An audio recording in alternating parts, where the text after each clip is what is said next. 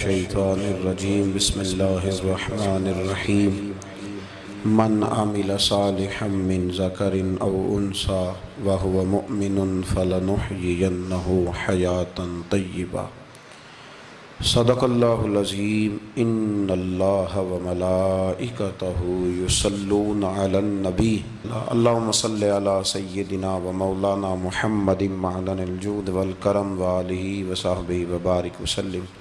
حمد و صلوات کے بعد آج رمضان المبارک کی 27ویں رات ہے۔ امام اعظم ابو حنیفہ رحمۃ اللہ علیہ سمیت بہت سارے بزرگ یہ فرماتے ہیں کہ یہی لیلۃ القدر کی رات ہوتی ہے۔ اگرچہ وہ اس بات کو طے نہیں کرتے لیکن فرماتے ہیں یہی اکثر ہم نے اسی مقام پر لیلۃ القدر کو پایا ہے۔ نبی رحمت علیہ الصلوۃ والسلام نے صحابہ کرام علیہم رضوان کے سامنے گزشتہ امتوں کے احوال ذکر فرمائے کہ 1,000 سال ان کی عمریں ہوتی تھیں، 1500 سال تک وہ زندہ رہتے تھے۔ تو صحابہ کے دلوں میں تجسس پیدا ہوا کہ اگر عمر 1000 سال ہوگی تو نماز بھی تو 1000 سال ہی پڑھیں گے نا، اگر عمر 1500 سال ہوگی تو روزے، عبادتیں، یہ سارے کام بھی تو بڑے زیادہ کرتے ہوں گے۔ تو یہ شوق جب پیدا ہوا تو اللہ کریم نے فرمایا کہ محبوب میں ایک رات دیتا ہوں لیلۃ القدر خیر من الف شہر، جو رات ایک ہوگی پر 1000 مہینے سے بہتر ہوگی، 1000 مہینے سے۔ یہ رات اگر کسی کو میسر آ جاتی ہے اور پھر وہ صدق دل کے ساتھ، یعنی توجہ کے ساتھ، انہماک کے ساتھ، احتساب کی نیت سے، گناہوں کی معافی کی نیت سے اگر وہ اس رات کا قیام کرتا ہے، عبادت کرتا ہے، ذکر کرتا ہے، دعا کرتا ہے، تو محبوب کریم علیہ السلام نے وعدہ فرمایا ہے کہ اللہ اس کے پچھلے سارے گناہوں کو معاف فرما دے گا۔ دین، شریعت، قرآن، اسلام یہ بحث کرنے نہیں آیا دنیا میں۔ علماء جو بحث کرتے ہیں وہ توضیحات کے لیے، تشریحات کے لیے، تفاسیر کے لیے، وہ ان کا مقام ہے، لیکن ہم جو عوام بحث کرتے ہیں تو سمجھ لیں کہ دین بحث کرنے کے لیے نہیں آیا، دین تو عمل کرنے کے لیے آیا، اس پر عمل کیا جائے گا، عمل کی کوشش کی جائے گی۔ اور قرآن مجید نے کہا من عمل صالحا من ذکر او انثی، جو کوئی بھی اچھے عمل کرے چاہے وہ مرد ہو یا عورت ہو، وَهُوَ مُؤْمِنٌ، شرط یہ ہے کہ وہ مومن ہو، فَلَنُحْيِيَنَّهُ حَيَاةً طَيِّبَةً، فرمایا ضرور ہم اسے پاکیزہ زندگی عطا فرما دیں گے۔ جو عمل والے لوگ ہوتے ہیں انہیں اللہ کون سی زندگی دیتا ہے؟ حیات طیبہ، پاکیزہ زندگی۔ اللہ پاک، صاف ستھری، غلاظتوں سے پاک زندگی دیتا ہے جو بندہ عمل کرتا ہے۔ توبہ کا مطلب یہ ہوتا ہے کہ میں پچھلے گناہ پہ شرمندہ ہوں اور آئندہ نہ کرنے کا پکا وعدہ کرتا ہوں۔ انسان ہے، وعدے کے باوجود بھی کہیں غلطی کر لیتا ہے تو اللہ معاف کرنے والا ہے، لیکن وہ ساری رات روتا رہا، ہر مسجد سے چیخنے کی آواز آئی، اس نے ساری رات مسجد میں رو کے گزاری، لیکن جھوٹ چھوڑنے کا اس کا ارادہ ہی کوئی نہیں۔ وہ تو کہہ رہا ہے 3 دن کا رمضان رہ گیا ہے، پھر میں نے دیکھ نہیں لینا تمہیں۔ فساد چھوڑنے کا اس کا پروگرام ہی کوئی نہیں۔ وہ تو میاں طے شدہ بات ہے کہ سویرے وہ دکان پہ جائے گا اور صبح جو بیسن بیچے گا نا سموسے اور پکوڑے کے لیے، اس میں بھی ملاوٹ کرنے کا ارادہ رکھتا ہے۔ تو یہ ساری رات توبہ توبہ کہنے کا کیا مطلب ہوا؟ کھل کے ساری رات اس نے توبہ توبہ کی۔ حضرت عمر فاروق رضی اللہ تعالیٰ عنہ کے بارے میں امام ابن جوزی نے لکھا ہے کہ رات کو نا گھر کے اندر بیٹھے بیٹھے اچانک رو پڑے حضرت عمر، 62 سال عمر ہے، خلافت کے آخری ایام چل رہے ہیں، تو رو پڑے ایسے ہی گھر میں بلا وجہ ہی۔ آپ کی اہلیہ نے، زوجہ نے بیٹے کو اٹھایا، فرمایا پتہ کرو تمہارے باپ کو کیا مسئلہ ہے، کہیں کوئی تکلیف تو نہیں، درد تو نہیں، صاحبزادے آئے؟ ابا جی کیا بات ہے؟ فرمایا اماں کو بلاؤ۔ سب لوگ جمع ہو گئے تو جناب عمر فاروق رضی اللہ تعالیٰ عنہ فرمانے لگے کہ بیٹھو میرے ارد گرد۔ سب بیٹھ گئے تو فرمانے لگے آج جب میں مسجد سے نکلا تھا تو میرے نبی پاک کے سچے صحابہ، سچے رسول کے سچے صحابہ، حضور کے سچے غلام یہ کہہ رہے تھے کہ عمر بڑا ہی اچھا ہے، عدل والا ہے، انصاف والا ہے۔ تو ابا جی اس میں رونے والی کیا بات ہے؟ تو فرمانے لگے ڈر یہ لگتا ہے کہ باہر تو میں اچھا تھا، کہیں گھر میں تو نہیں کوتاہیاں کرتا رہا۔ میری بات پہ توجہ کرنا، کہیں گھر میں آپ باتیں سن لیں تو شاید جتنی میں کرتا ہوں دوسرا کار ہی کوئی نہ سکے، لیکن جب عمل کے راستے پہ ہم نکلتے ہیں تو وہ مسدود ہے، وہ بند ہے۔ عمل کس نے کرنا ہے؟ آپ کوئی آیت پڑھیں تو یہاں غلطی نکالنے والے 20 لوگ مل جائیں گے، 20 لوگ، لیکن اس آیت پہ عمل کرنے والے کتنے ملیں گے؟ تو حضرت عمر فاروق رو رہے تھے، کہنے لگے کہیں تمہارے حقوق تو نہیں پامال کرتا رہا؟ تو آپ کی اہلیہ نے جب سنا تو وہ کہنے لگی عمر مجھے تو بڑا پرانا شکوہ ہے، آپ کا جاہ و جلال اتنا تھا میں بات نہیں کر سکی۔ عمر تم نے سارا دن مسجد میں گزار دیا اور ساری رات نقاب اوڑھ کے مدینے کی گلیوں میں گزار دی، میں تو زندگی کی کوئی خوشی دیکھ ہی نہیں سکی۔ چاہ تو میرے اندر بھی تھے نا کہ میرا شوہر کچھ گھڑیاں بیٹھتا، کہیں مجھے لے کے جاتا، تو میں تو کچھ نہیں دیکھا، مجھے بڑا شکوہ ہے۔ تو حضرت عمر کہنے لگے چل اللہ کی رضا کے لیے معاف کر دے۔ بھئی معافی بیوی سے نہیں مانگی جا رہی، معافی اپنی غلطی کی مانگی جا رہی، یہ سمجھ لیں۔ بیوی کے لیے تو خاوند کا بہت بڑا مقام ہے نا، لیکن یہاں غلطی کس بات کی ہے؟ اپنی کمزوری پر غلطی کا اعتراف کر کے معذرت کا سوال کیا جا رہا ہے۔ تو حضرت عمر کہنے لگے معاف کر دے، تو اہلیہ کہنے لگی میں نہیں معاف کرتی، میری شرط پوری کریں۔ فرمایا وہ کیا؟ فرمانے لگی قیامت میں جب اللہ آپ کے لیے جنت کا حکم دے گا تو آپ میری سفارش کریں گے اللہ کی بارگاہ میں؟ سفارش کریں گے کہ یا اللہ مجھے کپڑے دھو کے دیتی تھی، میری عزت کی حفاظت کرتی تھی، میرے بستر کو پاک رکھتی تھی، کہیں گے؟ تو حضرت عمر فرمانے لگے تیرے ساتھ وعدہ رہا، رب نے اگر عمر کو اپنے فضل، اپنے کرم اور اپنے محبوب کے صدقے جنت دی تو عمر تیرے بغیر جنت میں نہیں جائے گا۔ عمل کا رستہ، عمل کا رستہ دیکھیں نا، 2 دفعہ استاد بات کرتا ہے، 2 دفعہ، اور کوئی زیادہ، ایک تو ہے نا کہ ایم اے اور جناب ایم ایڈ اور ایم فل اور پھر پی ایچ ڈی قسم کا استاد، ایک وہ جو matric P T C teacher ہے نا، وہ 2 دفعہ اسٹوڈنٹ کو کام کہے تو تیسری دفعہ وہ ناراض ہو جاتا ہے، کہتا ہے میں 2 دفعہ کہا ہے۔ بچے کو آپ 2 دفعہ کہتے ہیں اور اگر تیسری دفعہ کہنا پڑے تو غصہ آتا ہے نہیں آتا؟ بھئی تو نے اتنی دفعہ کہا ہے، تو سمجھ نہیں رہا بات کو۔ اور اگر اللہ کریم قرآن مجید میں سینکڑوں دفعہ کہے نماز پڑھو، سینکڑوں دفعہ، اور یہ بہانے کر رہا ہے، یہ بھی پروگرام بنا رہا ہے، پھر کہتا ہے میں بے چین رہتا ہوں، میں بے قرار رہتا ہوں۔ عمل کا رستہ اس کو اختیار کریں، آپ سکون میں رہیں گے۔ بد عمل آدمی اور بے عمل آدمی یہ ہمیشہ پریشان رہتے ہیں، ہمیشہ۔ عمل کریں، توبہ کریں تو پھر بدل جائیں، پھر تبدیلی آئے، اور یہ کوئی مشکل کام نہیں، جو بدلنے والے تھے وہ بدل گئے، بڑا کچھ کرتے تھے پر پھر وہ لوگ بدل گئے۔ حضرت فضالہ رضی اللہ تعالیٰ عنہ کہتے ہیں کہ میں بڑا دلدادہ تھا عورتوں کا، اور میرا ماحول یہ تھا کہ میں قتل بھی کر لیتا تھا، معاذ اللہ چوری بھی کر لیتا تھا، اور رات میری طبیعت تھی معاذ اللہ نئی سے نئی عورت کے پاس جانا۔ کہتے ہیں ابو جہل نے اعلان کیا کہ جو نبی پاک علیہ السلام کا سر اقدس معاذ اللہ کاٹ کے لائے گا، نقل کفر، کفر نہ باشد، 100 سرخ اونٹ انعام ملے گا۔ تو میں نے ارادہ کر لیا کہ میں بہت سارا انعام حاصل کروں گا۔ قرآن مجید میں نا اللہ فرماتا ہے کہ بہت سارے لوگ ایسے ہیں جنہیں اگر میں رزق میں کشادگی دے دوں، زیادہ پیسے دے دوں، فرمایا باغی ہو جائیں، وہ سرکش ہو جائیں۔ یہ بہت سارے لوگوں کو جو اللہ تبارک و تعالیٰ اعتدال میں رکھتا ہے تو یہ ان کے لیے بہتر ہے۔ ہر بندہ دولت کے ہوتے ہوئے نیک ہو سکتا، تو یہ اللہ اگر رکھتا ہے نا اعتدال میں تو شکر کرے اللہ کا، ورنہ تو لوگ عیاشیاں کریں، پتہ نہیں کیا کچھ کر گزرے۔ تو حضرت فضالہ کہتے ہیں کہ میں نے خنجر تیار کیا اور میں نے بغل میں اس کو چھپایا، اوپر میں نے چادر اوڑھ لی۔ اب مجھے پتا تھا ظہر کی نماز کے بعد نبی پاک صلی اللہ علیہ وسلم طواف کعبہ کے لیے، بیت اللہ شریف کے طواف کے لیے جاتے ہیں۔ کہتے ہیں میں بھی اس طرف بڑھا، رستے میں نا وہ خاتون جس کے گھر میں نے رات آنا تھا، میں نے دروازے پہ دستک دی، میں نے کہا کہ تیار رہنا، تیار رہنا، آج میں بڑے پیسے لے کے آؤں گا۔ اسے میں نے یہ کہا اور پھر میں چلا گیا بیت اللہ شریف کا طواف کرنے۔ کہتے ہیں اللہ کے محبوب بھی طواف کر رہے تھے تو میں نے بھی طواف شروع کر دیا۔ ارادہ یہ تھا کہ جہاں نبی پاک علیہ السلام میرے قریب سے گزریں گے تو موقع پا کر میں حضور کے جسم اقدس پر خنجر کھونپ دوں گا اور معاذ اللہ شہید کر دوں گا۔ کہتے ہیں حضور ایک دفعہ بھی میرے پاس سے گزرے تو میں ہمت نہ کر سکا، دوسری دفعہ بھی پاس سے گزرے تو میں ہمت نہ کر سکا، تیسری دفعہ بھی گزرے تو میں ہمت۔ نبی کریم صلی اللہ علیہ وسلم 2-3 دفعہ گزرے تو فرماتے ہیں کہ مجھے موقع نہ ملا، اس لیے کہ حضور فرماتے ہیں اللہ نے روب کے ساتھ میری مدد فرمائی، دشمن پر میرا روب طاری ہو جاتا ہے۔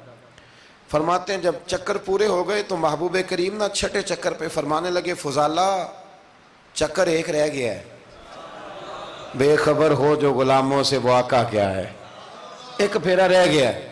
کہتے ہیں طواف مکمل ہو گیا تو محبوب میرے قریب آئے، فرمایا وہ کام کرتے کیوں نہیں جس کے لیے آئے تھے؟ میں نے عرض کی یا رسول اللہ کون سا کام، کیسا کام؟ اندر تو چور تھا نا، بانج فقیروں کسے نہیں ماریا اے ہوئی چور اندر دا، اندر چور تھا نا۔ کہتے ہیں حضور نے مجھے کندھے سے پکڑ کے ہلایا، فرمایا کرتے کیوں نہیں؟ جب حضور نے ہلایا تو وہ خنجر بھی پیروں میں گرا اور میں بھی رسول اللہ کے پیروں میں گر گیا۔ میں نے کہا حضور مجھے کلمہ پڑھا دیں۔ کہتے ہیں حضور نے پہلے میرے دل پہ دست مبارک پھیرا، پھر میرے نبی نے مجھے کلمہ پڑھا دیا۔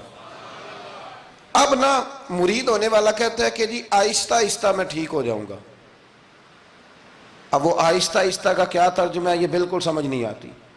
بھئی کسی بندے سے 5 لاکھ روپیہ لینا ہے تو اس سے وہ کہتا ہے جی میں آہستہ آہستہ دوں گا، 500 روپیہ دے دیا کروں گا روز کا، تو کہتے ہیں میری رقم خراب ہوتی ہے، پورے دو۔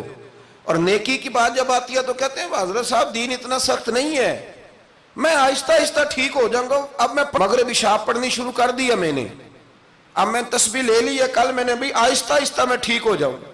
یعنی رقم لینی ہو تو وہ آہستہ آہستہ قبول نہیں ہے، لیکن اور مکان کی رجسٹری اگر کرانی ہو تو مالک مکان کہے گے آہستہ آہستہ کرا لو، کہتے ہیں پیسے پورے دیے، سویرے چل اور بیان دے، یہ کیا بات ہوئی؟ یہاں یہ جو ہمارا ماحول تھا نا کر لیں گے ہو جائے گا، یقین کریں لوگ قبروں میں چلے گئے ہیں پر مسجدوں میں نہیں آئے، ہر کام سے لوگ ریٹائر ہوئے پر گناہوں سے ریٹائر نہیں ہوئے، آخر تک تباہی اتر گئی لیکن لوگ بدلنے کو تیار نہ ہوئے۔ حضرت فضالہ کہتے ہیں ابھی میں نے کلمہ پڑھا، ابھی میں واپس آیا، رستے میں وہ بی بی کھڑی تھی، کہتے ہیں میں وہ شخص تھا کہ عورتیں مرتی تھی میرے اوپر اور کسی کی جرت تھی کہ وہ آئیں بائیں شائیں کرے، لیکن فرماتے ہیں میں بی بی کے پاس سے گزر گیا، پہلے تو اس کا خیال تھا رکے گا، لیکن جب میں رکا نہ تو دروازے پہ آئی، اور جب میں گزر گیا تو اس نے آواز دی، لیکن میں نے سنی انسنی کر دی، جب آگے بڑھا تو میرے پیچھے دوڑی۔ فرماتے ہیں مجھے پکڑ کے کہنے لگی فضالہ تجھے کیا ہوا، تو وہی نہیں جو یہاں سے گیا تھا؟ آپ فرماتے ہیں میں کبھی نہیں رویا تھا، میں کبھی نہیں رویا تھا، اور جب کہا نا تو وہی نہیں، کہتے میں نے سر اٹھایا تو میری آنکھوں میں آنسو تھے، میں نے کہا میں جو گیا تھا وہ نہیں ہوں، اب تو میں محمد عربی کا غلام بن گیا، اب میں وہ نہیں ہوں، اب نہیں ہو سکتا کہ کوئی میری نظر میلی ہو جائے، یہ کیسے ممکن ہے؟ اب نا اسلام کی تعریف ہم نے یہ کی ہے کہ خبردار کوئی ہمارے قریب نہ آئے، ہم کسی کو بات نہیں کرنے دیتے کہ ہم مسلمان ہیں، ہم بات نہیں کرنے دیتے۔ پتہ کیا بات ہے، ایک میری یہ تقریر ہوتی ہے ممبر پہ اور ایک میرا عمل ہوتا ہے جب میں سفر کرتا ہوں، جب میں گاڑی میں بیٹھتا ہوں، جب میں دوستوں سے ملتا ہوں، جب ان دونوں باتوں میں تضاد آتا ہے نا، تضاد، تو لوگ تقریر کو جذبات نہیں کہتے، ایک فن بن جاتی ہے تقریر۔ آپ کو پتہ ہے نا وائزین نعت خواں کہتے ہیں میں نے محفل لوٹ لی، پھر لوگ شمار کرتے ہیں کتنے لوگوں نے سبحان اللہ کہی، پھر لوگ شمار کرتے ہیں کہ آج 5 بندے روئے بھی تھے جب میں تقریر کر رہا تھا، تو پھر یہ فن ہے، یہ جذبات کا اظہار۔ سمجھ لیں بات کو کہ عمل جب آپ نہیں نہ کرتے عمل، تو آپ خود بڑے بے چین رہتے ہیں کہ یار یہ میں کیا کر رہا ہوں، یہ کون سا گورکھ دھندا ہے کہ میرا عمل صفر ہوتا جا رہا ہے۔ ہمارے ایک استاد تھے تو وہ فرمایا کرتے تھے کہ اگر پڑھے لکھے آدمی کو تم بے عمل دیکھو تو اس سے دور ہٹ جایا کرو ورنہ تمہیں بھی بے عمل کر دے گا۔ میں نے ان سے عرض کی، میں نے کہا حضور یہ کیا ہے؟ تو فرمانے لگے اپنے حضرت صاحب سے پوچھنا، وضاحت کریں گے۔ میں نے حضرت صاحب سے کہا جی عجیب بات کر دی ہے، علم والے بندے کے پاس بیٹھ کے تو علم آتا ہے، تو وہ فرما رہے تھے کہ علم والے بندے کے پاس اگر وہ بے عمل ہو تو بالکل نہ بیٹھنا، تو حضرت صاحب فرمانے لگا انہوں نے صحیح کہا ہے. اب بات بہت بڑی ہے، پتہ نہیں آپ کی سمجھ میں آتی ہے نہیں آتی، بہرحال کر دیتا ہوں. پڑھا لکھا بندہ اگر بے عمل ہو تو اس کے پاس، تو میں نے کہا حضور کیوں؟ فرمانے لگے اس لیے کہ وہ اپنی بے عملی پر بھی دلائل دے گا، وہ بے عملی پر بھی دلیلیں قائم کرے گا کہ یہ وجہ ہے تو اس لیے میں ایسے کر رہا ہوں. تو چونکہ وہ بے عمل ہے اور ہے پڑھا لکھا، نبی کریم صلی اللہ علیہ وسلم کے غلام نہ پل بھر میں بدل جاتے تھے.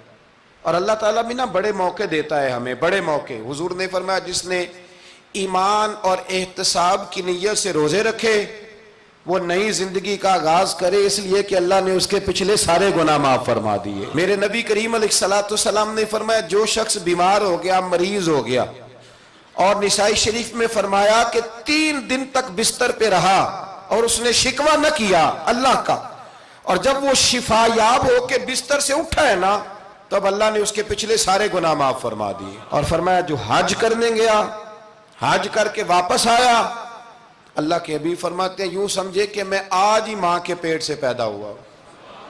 بڑے موقع اللہ نے دیے، بڑے موقع، بڑے سارے موقع عطا فرمائے کہ میں تیرے پچھلے گناہ معاف کر دوں گا.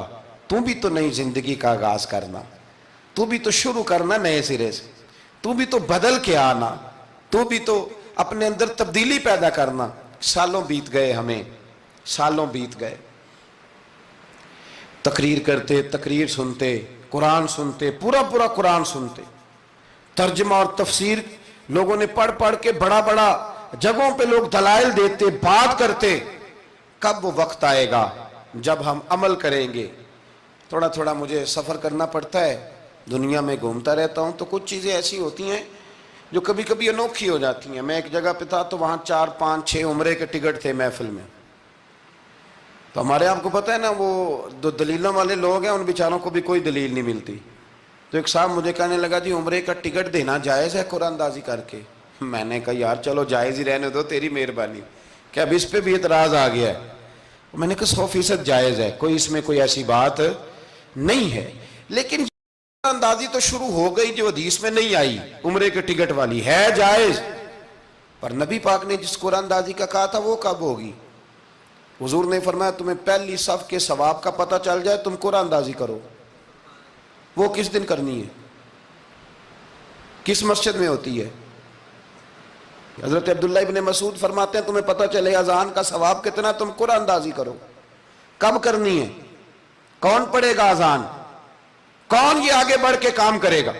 بھئی جو قرآن اندازی حدیث میں ہے وہ کب ہوگی؟ یہ تو قرآن اندازی شروع ہو گئی اور ہو رہی ہے. اب تو لوگ جہیز دینے لگے ہیں قرآن اندازی کر کے، یہ ماحول بن گیا. دین عمل کرنے کے لیے آیا ہے. جو حکم میرے نبی پاک کے غلاموں کو ملا انہوں نے عمل کر کے دکھایا، انہوں نے عمل کر کے دکھایا. وہ عمل کے میدان کے لوگ تھے.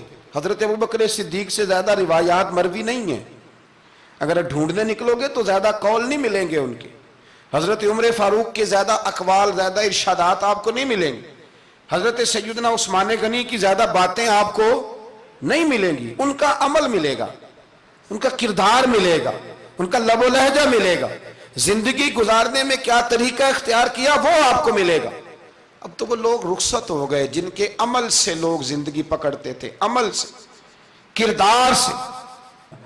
تو عمل کا رستہ کب اختیار کریں گے؟ آگے کب بڑھیں گے؟ میرے رسول کریم صلی اللہ تعالی علیہ وسلم کے غلام عمل کرتے تھے، اور جب عمل کرتے تھے پھر اس کا رزلٹ آتا تھا. یاد رکھنا رزلٹ نیتوں کا آتا ہے، ارادوں کا آتا ہے، عمل کا آتا ہے. گفتگو کا رزلٹ، آپ بڑا اچھا سبق سنا لیں تو پیپر نہ دیں تو پاس ہوں گے کہ فیل؟ آپ تو کہہ رہے تھے وہ مجھے سارا ہی آتا تھا. تو عمل آپ کرتے ہیں تو عمل پر نتیجہ ہوتا ہے، عمل پر، عمل پر. حضرت عبداللہ ابن مبارک رحمت اللہ علیہ کے جو والد تھے نا ان کا نام مبارک تھا. وہ ایک باغ میں رہا کرتے تھے، باغ کی دیکھ بھال کرتے تھے بڑے صاف ستھرے، بڑی ان کی طبیعت میں نکھار تھا. آج مسئلہ ہمارے ملک کا یہ ہے کہ ہمارے ملک میں صرف سیاستدان ہی جو ہے وہ غلط کام نہیں کرتا. یا بہت بڑی انڈسٹری ہو تو وہاں خرابی نہیں ہوتی، بلکہ ریڑھی والے کا بھی اگر ہاتھ پڑ جائے نا تو چھوڑتا وہ بھی کوئی نہیں، الا ماشاء اللہ۔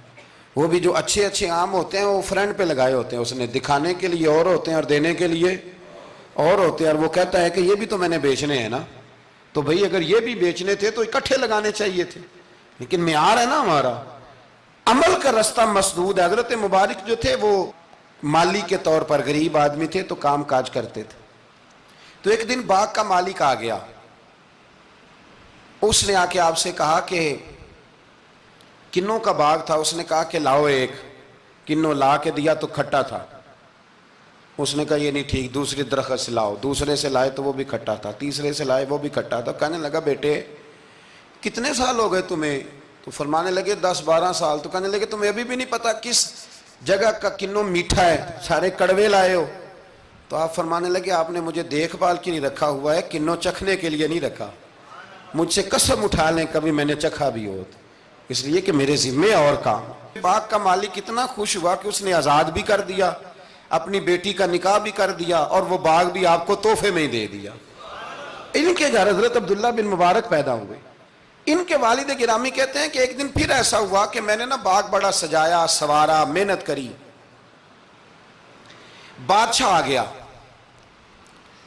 تو بادشاہوں کو بھی کچھ چیزیں پسند آ جاتی ہیں نا، اور ہمارے ملک میں تو ڈھیر سارے لوگ بادشاہ ہیں، ڈھیر سارے لوگ بادشاہ ہیں۔ اگر کسی تگڑے بندے کو کسی غریب کی جھونپڑی پسند آ گئی پھر اسے دینی ہی پڑے گی، بلکہ ایسی ایسی خبریں سننے کو ملتی ہیں کہ چودھری صاحب نے آ کے کہا ہے کہ مفت دینی ہے کہ پیسے لے کے دینی ہے، یہ یہاں تک خبریں۔ تو بادشاہ آ گیا، اس نے دیکھا بڑا سجا سنورا باغ ہے، اس نے حضرت مبارک سے کہا کہ مجھے نا جوس بنا کے پلاؤ کنوں کا۔ تو حضرت نے اسے نا جوس دیا، اس نے پیا تو بڑا مزہ آیا، کہنے لگا ایک گلاس اور نہیں دیتے؟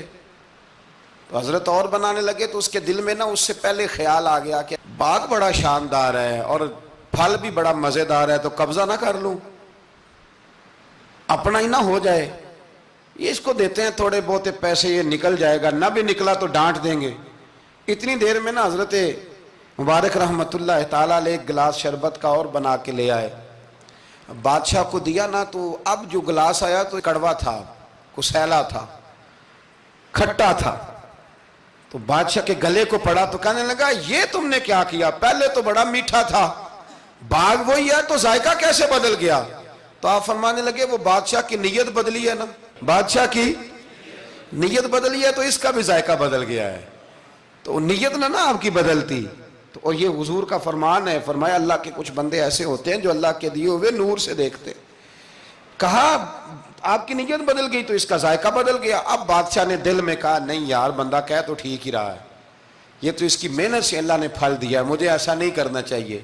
تو حضرت دوڑ کے گئے تو دوسرا جوس کا گلاس بنا کے لائے، اب دیا تو میٹھا تھا، کہنے لگا اب کیا ہوا؟ فرمانے لگے آپ کی نیت ٹھیک ہو گئی ہے تو رب نے ذائقہ بھی ٹھیک کر دیا ہے۔ نبی پاک علیہ السلام نے فرمایا اللہ تو تیرے گمان کے قریب رہتا ہے، تیرے گمان کے۔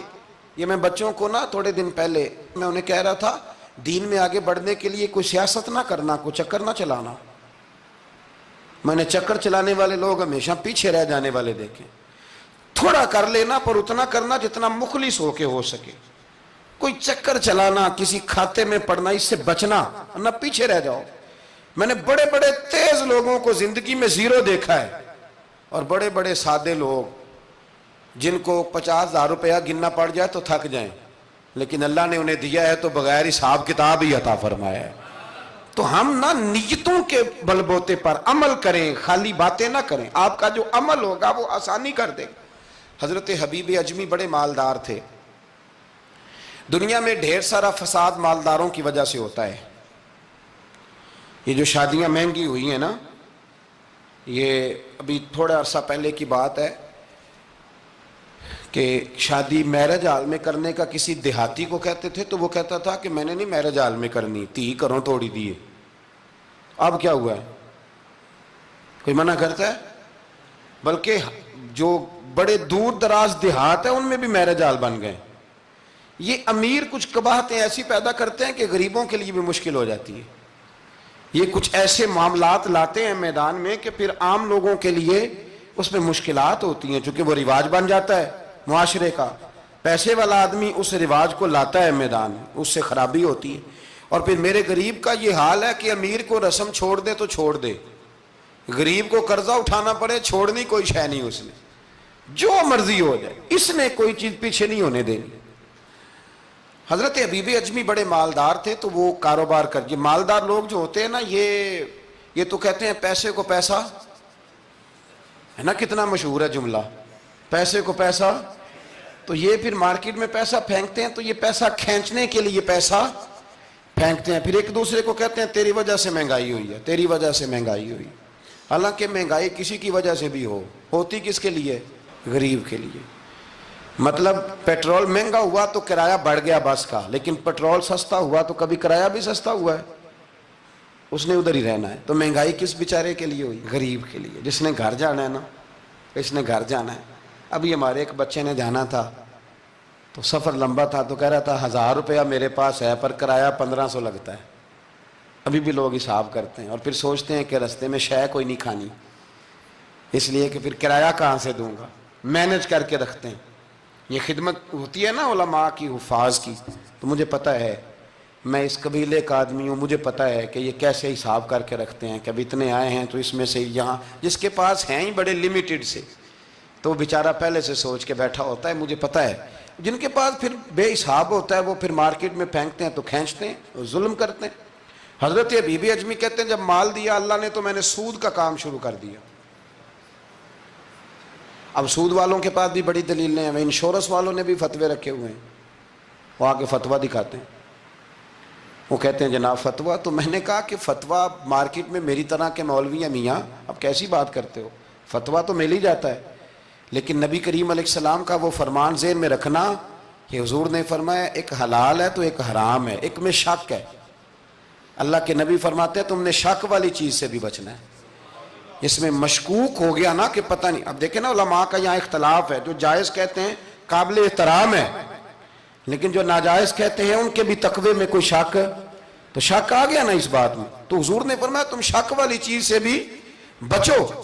حضرت حبیب اجمی کہتے ہیں میں سود کا دھندا کرتا تھا، بڑا سود لاتا تھا، بڑا سود، اور یہ سود جس پہ چڑھ جاتا ہے اس پہ اترتا نہیں۔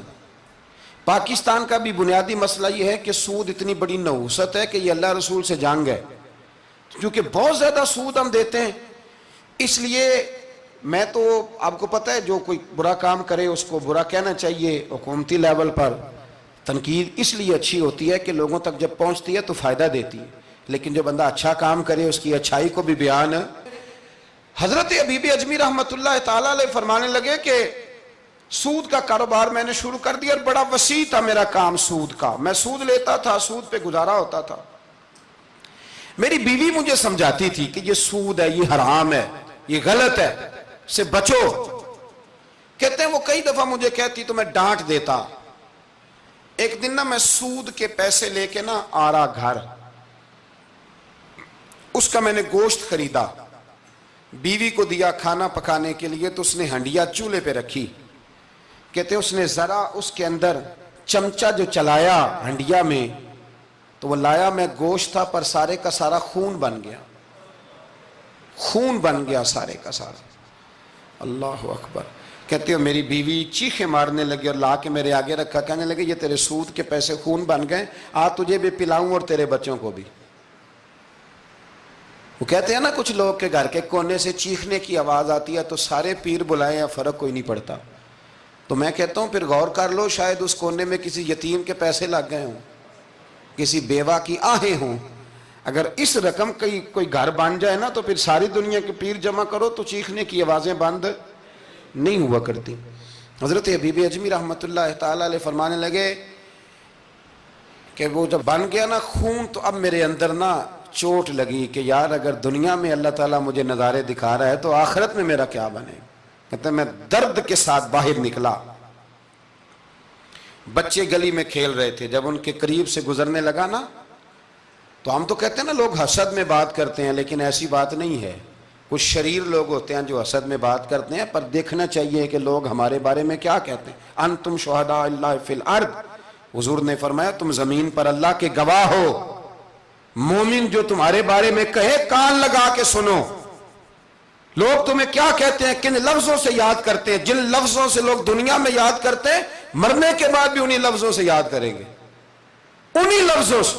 کوئی تمہارے لیے ہاتھ اٹھا کے دعا نہیں کرے گا۔ ہاں اگر تم نے خیر کی ہوگی تو پھر لوگ گلیوں سے نکل نکل کے آئیں گے، پھر لوگ روئیں گے کہ بندہ بڑا تھا۔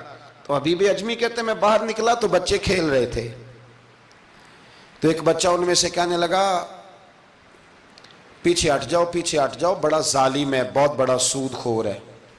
چھوٹا بچہ، ایسا نہ ہو کہ اس کے پیروں سے مٹی اڑے اور ہمارے کپڑوں پہ پڑ جائے تو ہمیں بھی نحوست ملے، چھوڑو سودیہ ہے۔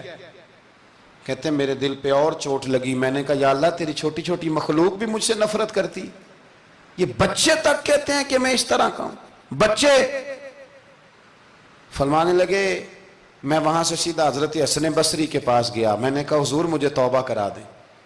یہ پتہ ہے اللہ والوں کے پاس لوگ کیوں جا کے توبہ کرتے تھے، مرید ہوتے تھے؟ اس لیے کہ توبہ پہ قائم رہنا بڑا مشکل ہوتا ہے، کوئی ایسا بندہ ہونا چاہیے جو ہمیں توبہ پہ قائم رکھے، جو روز ہمیں نصیحت کرے۔ دیکھیں نا، ہمارے سینئر ہوتے ہیں ہر فیلڈ میں، اگر کہیں ہم الجھ جاتے ہیں تو اپنے سینئر سے بات کرتے ہیں۔ تقوی کے پرہیزگاری کے راستے میں بھی ہمارا کو سینئر ہونا چاہیے تاکہ وہ ہمیں بتائے کہ پرہیز کہاں کرنی ہے، دوائی کیسے کھانی ہے اور آگے کیسے بڑھنا ہے۔ فرمانے لگے میں حضرت حسن بصری کے پاس گیا، توبہ کی، معافی مانگی، گڑ گڑایا، بڑا رویا، تو خواجہ حسن بصری نے مجھے توبہ کرائی۔ میں نے پکا ارادہ کیا کہ مر جاؤں گا پر حرام کا پیسہ نہیں کھاؤں گا، مر جاؤں گا حرام کا لقمہ نہیں کھاؤں گا۔ ویسے بھی ہم زیادہ کھا نہیں سکتے، یہ وارثوں کا مال ہوتا ہے، ہمارا تھوڑی ہوتا ہے۔ ہم کسی کے مال کے محافظ بنے رہتے ہیں، اور کھائے گا کوئی اور حساب دے گا۔ اور جہاں تک بچوں کا معاملہ ہے نا، بچے اچھے ہوں نا تو پیسے بانی جاتے ہیں، اور بچے نالائق نکل آئیں تو جو ہوں وہ بھی اجڑ جاتے ہیں۔ تو اس لیے محنت تربیت پر ہونی چاہیے، نہ کہ بینک بیلنس پر ہونی چاہیے۔ حضرت حبیب اجمی کہتے ہیں واپس آیا سچی توبہ کر کے، ایک لقمہ حرام نہیں کبھی لوں گا۔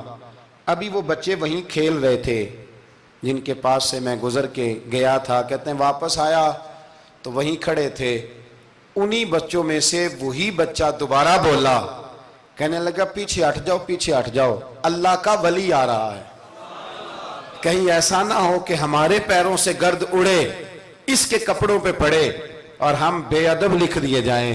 کہتے ہیں میں نے چلتے چلتے چیخ ماری کہ اے اللہ، ابھی تو میں آج بدلا ہوں، آج میں بدلا ہوں تو تو نے میرے حق میں ساری گواہیاں بھی بدل دی ہیں، تو نے سارا نظام بدل کے رکھ دیا ہے۔ تبدیلی اپنے اندر لائیں، روح کے اندر لائیں، مزاج کے اندر لائیں۔ یہ شب قدر کی رات ہے، توبہ اور استغفار کریں، لیکن بدلنے کے ارادے سے، چھوڑنے کے ارادے سے۔ اعلیٰ حضرت فاضل بریلوی رحمۃ اللہ علیہ جب ذی الحج کی آخری رات ہوتی تو فرماتے صبح سال بدل رہا ہے تو ہمیں بھی بدل جانا چاہیے۔ لوگ پوچھتے حضور کیا بدلیں؟ فرمایا جو ایک سپارہ پڑھتا تھا 2 کر دے، اور فرمایا جو اپنے آپ کو خوش کرنے کے لیے باتیں کرتا تھا وہ باتیں کم کر دے۔ آج نہ کچھ بدلنے کا پروگرام بنائیں، اپنے رب کریم کے ساتھ دل ہی دل میں وعدے کریں کہ کچھ عادتیں ہم چھوڑیں گے۔ یہ غلط بات ہے کہ عادتیں چھوٹا نہیں کرتی، حضور عادتیں تو بدلنے آئے ہیں دنیا میں، عادتیں بدل جایا کرتی۔ اپنے آپ کو بدلیں اور اپنے اندر تبدیلی پیدا کریں، پھر خدا کے رزلٹ کا انتظار کریں، پھر دیکھیں اللہ کس طرح کے فیصلے فرماتا ہے۔ آپ ارادہ کریں، آپ پروگرام بنائیں، آپ ذہن اپنا بنائیں کہ میں نے نا اب کچھ بدل جانا ہے، اب میں نے اندر کچھ اپنے تبدیلی پیدا کرنی ہے، نکل آئیں۔ 2-3 گزارشات جاتے جاتے آپ سے عرض کروں۔ ایک تو زندگی میں کچھ کام ایسے کریں کہ جن کاموں کا مجھے پتا ہو یا میرے رب کو پتا ہو، کسی انسان کو خبر نہ ہو۔ دوسری بات یہ یاد رکھیں کہ دین کا کوئی کام بھی زندگی میں کرے نا تو اپنے اوپر مشقت کریں کہ وہ کام میں نے ریاکاری کے طور پہ نہیں کرنا، وہ دکھلاوے کے طور پہ نہیں کرنا۔ دینی معاملات کے اندر، دینی کاموں کے اندر، یعنی پہلے آپ اپنے آپ کو مطمئن کریں کہ واقعی آپ فی سبیل اللہ وہ کام کر رہے ہیں۔ اب یہ جو رسم ہے نا بے تحاشا، کچھ چیزیں بوجھ بننے لگ گئی ہیں، بوجھ۔ طبیعت محسوس کرتی ہے کہ یہ کیا ہو رہا ہے، مطلب ہم یہاں بھی ہم وہ کام کریں گے سیکھ کے سن کے تیار کر کے، باہر آئیں تھوڑا۔ حضرت ابو مرتعش ایک درویش گزرے، وہ کہتے ہیں میری حج کی تیاری تھی، میں گھر میں بیٹھا تھا بالکل تیار تھا، کل پرسوں جانا تھا، تو میری اماں نے پانی مانگا، بیٹا پانی دینا۔ رسالہ کشیریہ میں اس کو لکھا ہے، کہتے ہیں اماں جی نے کہا پانی لاؤ، تو میں نے نا چھوٹے بھائی سے کہا اماں جی کو پانی دینا، اماں جی نے مجھ سے پانی مانگا ہے۔ یہ جو پیر صاحب ہوتے ہیں ان کو بھی اماں کی خدمت کرنی چاہیے کہ نہیں کرنی چاہیے؟ وہ جو انڈسٹری کا مالک ہے 2 کروڑ روپیہ وہ نرس رکھ دے اماں کو کہ خود اماں کو روٹی کھلائے؟ وہ کہتا میں کر تو رہا ہوں، میں ہی تو تنخواہ دیتا ہوں، بی بی جو رکھی ہوئی ہے۔ کس کو خدمت کرنی چاہیے؟ ڈاکٹر صاحب کو، انجینئر صاحب کو۔ نبی وقت بھی ہو نا، نبی وقت بھی اور ولی وقت بھی، تو ماں اس کے لیے بھی قابل تعظیم ہوتی۔ آپ بات کو سمجھے؟ نبی کریم علیہ السلام تو اپنی رضائی ماں آتی تھی تو حضور اٹھ کے کھڑے ہو جاتے تھے۔ حضور نے کہا یہ تعظیم کا موقع ہے۔ حضرت ابو مرتعش کہتے ہیں اماں نے پانی مانگا، کل میں نے حج پہ جانا تھا، چھوٹے بھائی سے کہا ذرا اماں کو پانی دینا، چونکہ میں تو پیر صاحب ہوں، میں تو علامہ صاحب ہوں، 25-30 آدمی ابھی گلی میں کھڑے ہیں مجھے ملنے والے، پتر تو پانی لا دے، پانی کی بات ہی ہے نا۔ کہتے ہیں فوراً میرے دل میں خیال آیا کہ سینکڑوں میل کا سفر حج کا پیدل کرنا ہے، اس کے لیے تیرا نفس تیار ہے، اور یہاں سے اٹھ کے وہاں مٹکے سے پانی ڈالنے جانا ہے اماں کے لیے، اس کے لیے ذہن تیار نہیں۔ فرماتے ہیں پھر میرے اندر سے آواز آئی کہ یہ تو حج کرنے جا رہا ہے نا، اس میں لوگ تجھے حاجی کہیں گے، اور واپسی پہ تیرے گلے میں پھولوں کا ہار ڈالیں گے، لیکن اماں کو پانی پلانے پر تو کوئی بندہ انعام نہیں دے گا، کوئی شور نہیں ہوگا۔ تو فرماتے ہیں میں سمجھ گیا کہ ابھی میں حج کے لیے نفسیاتی طور پر تو تیار ہوں پر دلی طور پر تیار نہیں ہوں۔ کہتے ہیں میں نے حج کا ارادہ چھوڑ دیا۔ میری اماں کہنے لگی بیٹے جاتا کیوں نہیں؟ میں نے کہا اماں پہلے تیرے تک پہنچ لوں پھر بیت اللہ شریف تک بھی پہنچ جاؤں۔ تو دینی کام زندگی میں کوئی بھی کرے نا مخلص ہو کے کریں، نکل آئیں تسنوں سے، بس کریں۔ یار مطلب سب کے سامنے اداکاری تو اللہ رسول کے سامنے بھی اداکاری چھوڑ دے یار۔ مطلب ویسے بھی میں کہتا ہوں اداکاری کرتے بندہ تھک جاتا ہے، اداکاری کرتے کرتے نا بندہ وہ لمبی نہیں چلتی۔ تو آپ نارمل زندگی میں اللہ رسول کے ساتھ رہیں گے تو وہ آپ کے لیے بہتری ہوگی، آسانی ہوگی آپ کے لیے۔ میں شب برات کی محفل کے بڑے پوسٹر نہیں بنواتا، شب قدر کے بھی نہیں بنواتا، اگر کبھی بنتے ہیں تو دوست کوئی بنا کے لگا دیتا ہے، بڑا مختصر سا پیغام، وہ بھی شاید آج کیوں بلا۔ میں دوستوں کو ہمیشہ کہتا ہوں کہ جس کو تنہائی میں شب قدر میں مزہ آتا ہے نا اللہ اللہ کرنے کا، وہ تنہائی میں کرے، لیکن زیادہ تر لوگ کر نہیں پاتے، اس لیے ہم محفل کو سجاتے ہیں۔ اس میں کوئی ایسا مقصد نہیں، کوئی ایسا معاملہ نہیں، خدا را کچھ تھوڑا سا اخلاص للہیت پیدا کریں طبیعت میں، اور کبھی بھی دین کے معاملے میں کسی جگہ بھی کوئی ایسا کام نہ کریں جس میں رکاوٹ ہو، آزمائش ہو۔ ابھی کی بات بتاتا ہوں، میں نے ہمارے جو تراویح کے حافظ صاحب ہیں ان کی خدمت کی، ابھی ہم نے، مجھے ایک سنگی کہنے لگے آپ نے بتایا نہیں کیا دیا ہے؟ میں نے کہا میرے خیال میں بتانے کے لائق ہوتے تو شاید بتاتا، اب آپ کسی کو 2-4 ہزار دے کے اس کا اعلان کریں گے تو یہ کچھ چیزیں ہیں نہیں اعلان کرنے والی۔ پھر یہ کہ وہ میں دیکھتا رہتا ہوں نا جی، تصویریں پہنچتی رہتی ہیں کہ جو 500 دے رہا ہے وہ بھی فوٹو کھنچوا رہا ہے، جو سوٹ دے رہا ہے وہ بھی فوٹو کھنچوا رہا ہے۔ تو جو ایک جگہ پہ میں کھانے کے لیے بیٹھا تھا ٹیبل پہ، تو انہوں نے پہلے نا برتن اٹھا کے تو چاولوں کی فوٹو کھینچی، پھر قورمے کی کھینچی، پھر ساری چیزوں کی۔ تو میں نے کہا کہ یار پہلے ہمیں پوچھ لو ہم نے کیا کیا کھانا ہے، جو کھائیں گے اس کی فوٹو کھینچ لینا۔ اب تم ہماری فوٹو کے ساتھ قورمہ فٹ کرو گے تو لوگ تو کہیں گے نا مولانا کھا کے گئے، تو میں نے پتہ نہیں کھانا ہے نہیں کھانا۔ تو آپ ڈریں اللہ تعالیٰ سے، ہر بات میں تھوڑی یہ مطلب تسنع آئے گی، ہر بات کے اندر تھوڑا یہ معاملہ رہے گا۔ تو تیسری گزارش جو بڑی ضروری اور بڑی اہم ہے، دنیا میں جو چیز اس وقت سب سے زیادہ پریشانی کا شکار ہے وہ دینی اقدار ہیں۔ ہر شعبے میں تیزی سے کام ہو رہا ہے، تیزی سے، اور دینی اقدار کو لوگ پیچھے کرتے جا رہے ہیں۔ کئی بہانے ہیں لوگوں کے پاس، کہتے ہیں مولوی لڑتے بڑا ہیں تو ہم کدھر جائیں، تو میں کہتا ہوں کون سا مولوی کہتا ہے شراب پیو؟ کہا ہے کبھی کسی مولوی نے؟ وہ کوئی بھی ہو، کسی نے کہا ہے کہ رشتہ داروں کے تعلقات خراب کر لو؟ کسی نے کبھی کہا ہے کہ ڈاکے مارو؟ تو آپ کیا بات کرتے ہیں صاحب؟ کون سا مولوی کہہ رہا ہے کہ چوریاں کرو؟ تو دینی اقدار اور چیز کا نام ہے، اصول میں اختلافات ہیں، وہ اپنی جگہ پہ قائم ہیں، وہ رہیں گے، چلے آ رہے ہیں، لیکن آپ دینی اقدار کا خیال کریں۔ اب نئی بحث چھڑ گئی ہے کہ مسجد میں سیمنٹ کی بوری دینے سے بہتر ہے کسی غریب کو آٹے کا تھیلا دے دو۔ اصل بات یہ غریبوں کی آواز بند کرنا چاہتے ہیں۔ ایک مسجد واحد جگہ ہے جہاں سے غریبوں کی آواز بلند ہوتی ہے۔ سویرے تجربہ کرنا، سویرے کسی مسجد میں افطاری کے وقت پہنچنا، لائنوں میں لگ کے لوگ افطاری کر رہے ہوں گے اور سینکڑوں لوگ روٹی کھا رہے ہوں گے، اور ان میں امیر کوئی بھی نہیں ہوگا، سارے ماڑے لوگ ہوں گے۔ تو مسجد ہی تو ہے، جب بنتی ہے تو غریب کی بات ہوتی ہے، غریب کو روٹی ملتی ہے۔ یہ مدارس کے اندر سیٹھوں کے بچے پڑھنے آتے ہیں، تو یہ کفالت خانہ نہیں سمجھتے آپ تو لوگوں کو بھکاری بنا رہے ہیں، بھکاری۔ مجھے پتہ ہے کہ بہت بڑے ہاسپٹل میں جو صدقات اور زکوٰۃ کے نام پہ بنا ہے، وہاں بھی اگر آپ نے علاج کرانا ہے تو آپ کو پہلے رسوا ہونا پڑتا ہے۔ ناراض نہ ہونا، میں بتا رہا ہوں رسوا ہونا پڑتا ہے، میں ذمہ داری سے کہہ رہا ہوں۔ وہ کہتے ہیں جاؤ جا کے اپنے علاقے سے لکھوا کے لاؤ کہ ہم نے زکوٰۃ میں سے علاج کرانا ہے۔ لکھوانا پڑتا ہے کہ نہیں لکھوانا پڑتا؟